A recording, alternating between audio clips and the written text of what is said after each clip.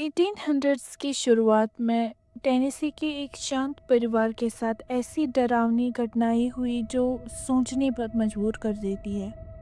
ये कहानी है अमेरिका की सबसे मशहूर आत्मा द बेल विच की। बेल परिवार टेनेसी के एडम्स में एक साधारण घर में रहते थे।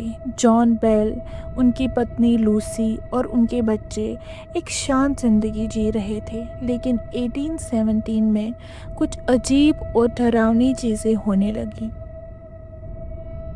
सब कुछ छोटी छोटी बातों से शुरू हुआ। दीवारों पर दस्तक देने की आवाज़ और चीज़ें अपने आप हिलने लगी, लेकिन धीरे धीरे वो अनजान शक्ति अपनी खौफनाक शक्ल में सामने आई। पेर्सी बेल, जो परिवार की सबसे छोटी बेटी थी, आत्मा का प्रमुख निशाना बन गई। उसके बालों को खींचना, उसके गालों पर थप्पड़ मारना और उसके शरीर पर निशान छोड़ देना आत्मा का रोज का काम बन गया था। बेल परिवार ने पड़ोसियों और धार्मिक लोगों से मदद मांगनी शुरू की, लेकिन उस आत्मा की शक्ति उनके सामने और ज़्यादा बढ़ती गई। उसने बोलना शुरू किया और अपने आप को केट बैट्स की आत्मा बताया, जो कह रही थी कि उसने जॉन बेल को श्राप दिया था। वो सिर्फ एक डराने वाली शक्ति नहीं थी, बल्कि एक बेहद समझदार और चतुर आत्मा थी।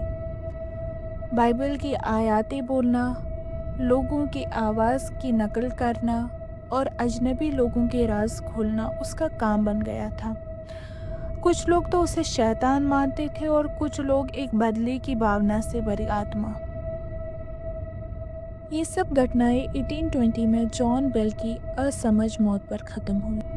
जॉन की मौत के बाद वो आत्मा अचानक गायब हो गई, लेकिन पीछे छोड़े उसने कई सवाल।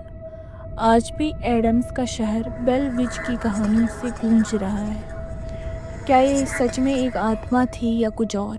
आपको क्या लगता है, बेल परिवार के साथ क्या हुआ? नीचे कमेंट्स में अपनी राय बताएं और ऐसी ही सच्ची डरावनी कहानियों के लिए चैनल को सब्सक्राइब करना मत भूलिए।